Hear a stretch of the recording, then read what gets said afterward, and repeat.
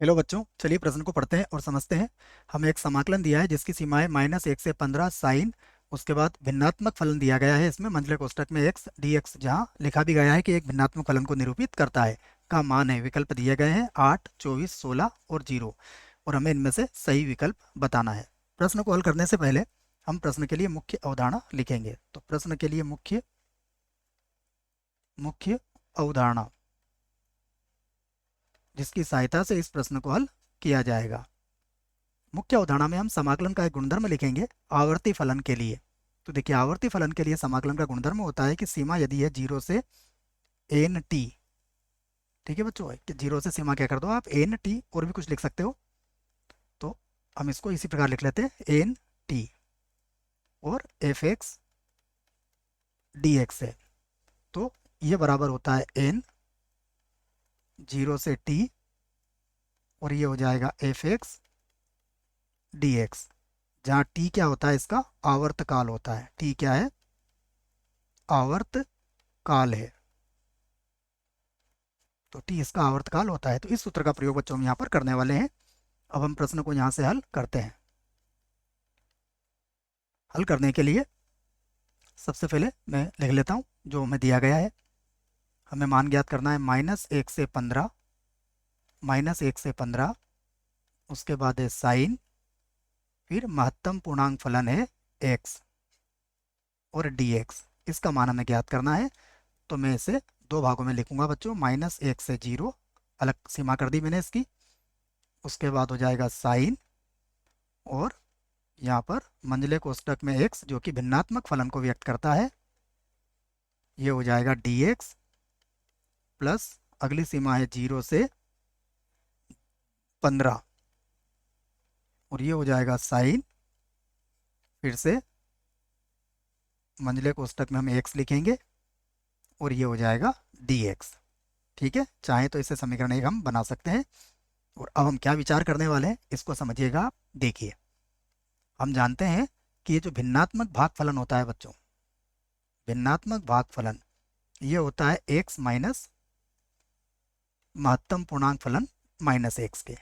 ठीक है, और यदि इसके आलेख की बात करें तो देखिए इसका आलेख कैसा बनेगा, इसका आलेख भी आपको जानना जरूरी है।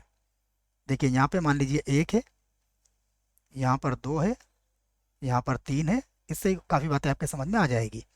तो 0 पर तो ये 0 होगा, लेकिन जैसे 1 आप रखोगे यहाँ पर, देखो बच्चों, 1 तक तो ये इस प्रकार से चलेगा, और 1 पर आते ही ये नीचे आ जाएगा। इसी प्रकार 2 तक तो ये इस प्रकार से बढ़ेगा, फिर नीचे आ जाएगा। उसके बाद 3 पर भी ये यही होगा, और इस प्रकार से ये नीचे आ जाएगा। तो ये हमारा भिन्नात्मक भागफलन का आलेख है। इसमें आप ध्यान से देखोगे तो देखो 0 से 1 के मध्य ये आवृत्ति करता है। इसका मतलब इसका आवर्तकाल क्या हो गया? 0 से 1 हो गया। 0 से 1 में जो काम कर रहा है वही काम 1 से 2 में, वही 2 से 3 में, ये बार बार इतने ही ऊपर जाता है और नीचे आ जाता है बच्चों। तो हम ये कह सकते हैं कि इसका आवर्तकाल क्या है? इसका आवर्तकाल 1 है बच्चों।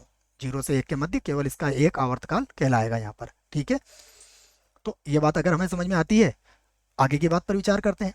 आगे देखिए, अब मैंने इस सीमा को दो भागों में क्यों तोड़ा है इसको भी मैं समझा देता हूँ आपको। हम जानते हैं कि महत्तम सॉरी बच्चों, भिन्नात्मक भागफलन जो होता है वो x माइनस महत्तम पूर्णांक फलन के बराबर होता है।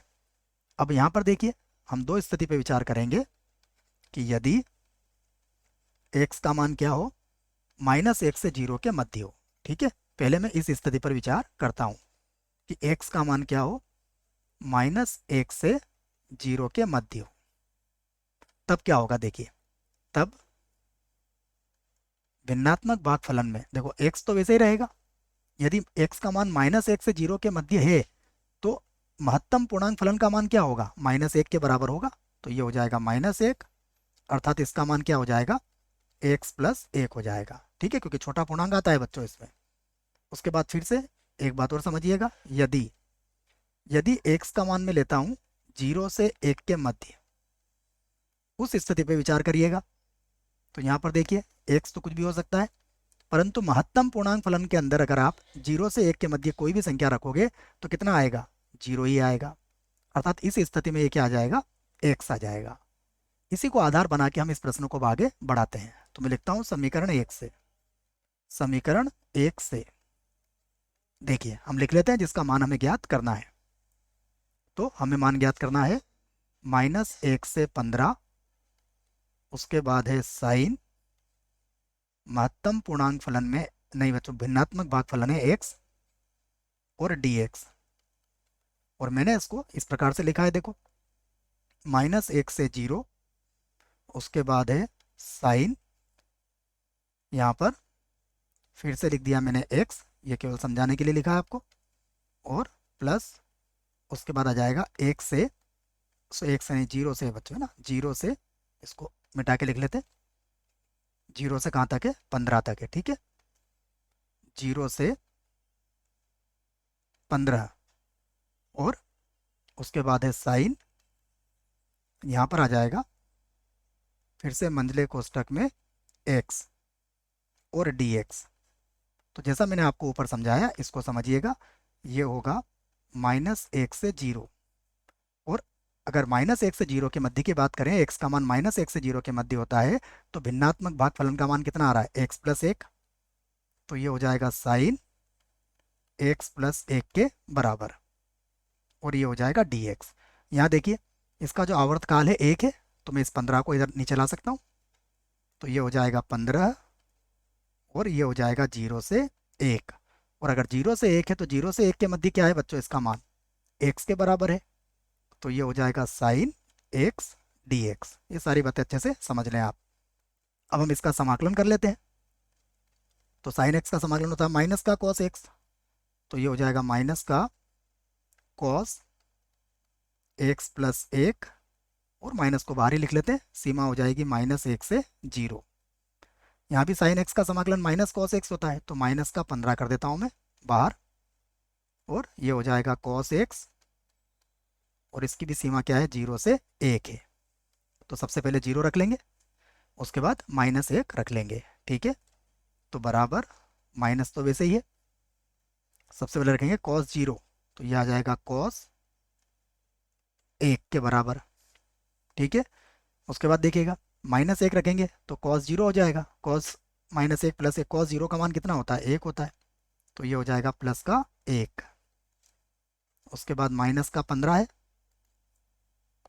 यहाँ पर भी 1 रखेंगे, तो ये हो जाएगा कॉस 1, और माइनस कॉस 0 का मान कितना होता है, कॉस 0 का मान, यहाँ पर -1 आएगा बच्चों, है ना, ये गलती से लिख दिया है, माइनस का चिन्ह आता है ना जब हम नीचे की सीमा लेते हैं, तो यहाँ पर कितना आएगा, -1, ठीक है। यहाँ पर 1 रख दिया, आप कॉस 0 रखेंगे तो कॉस 0 का मान कितना होता है, कॉस 0 का मान होता है 1। अब हम क्या करते हैं, इसके कोष्ठकों को खोल सकते हैं, तो ये हो जाएगा इस प्रकार से, माइनस का कॉस 1 बराबर माइनस का कॉस 1, और यहाँ कितना आ जाएगा, +1, ठीक है, तो ये आ गया प्लस का 1। इसी प्रकार ये हो जाएगा माइनस का 15 कॉस 1, और ये हो जाएगा, अगर कोष्ठक के अंदर -15 जाएगा तो प्लस का 15, प्लस का हो गया 15, तो 15 और 1 कितना हो गया, देखिए 15 और 1 हो गया यहाँ पर 16, यहाँ पर भी कितना हो गया, 15 और 1 16, और ये हो जाएगा कॉस 1। अब कॉस 1 जो है बच्चों, ये 1 रेडियन में है, तो हम लगभग इसका मान रख सकते हैं। हम जानते हैं कॉस 1 का लगभग मान किसके बराबर होता है, 1/2 के बराबर होता है ना, 0.54 के आसपास होता होगा बच्चों, हम इसको लगभग 1/2 ले सकते हैं। तो ये आ जाएगा 16 माइनस 16 गुणा 1/2, हल करेंगे तो कितना आ जाएगा, ये आ जाएगा 8, और ये हमारे प्रश्न का क्या है, उत्तर है। देखते हैं विकल्प कौन सा सही है। तो विकल्प की बात करें तो देखिए पहले विकल्प में लिखा है 8, इसका अर्थ हुआ कि पहला विकल्प इसका बिल्कुल सही है, बाकी विकल्प गलत होंगे। आशा करता हूँ बच्चों प्रश्न का उत्तर समझ में आया होगा। धन्यवाद।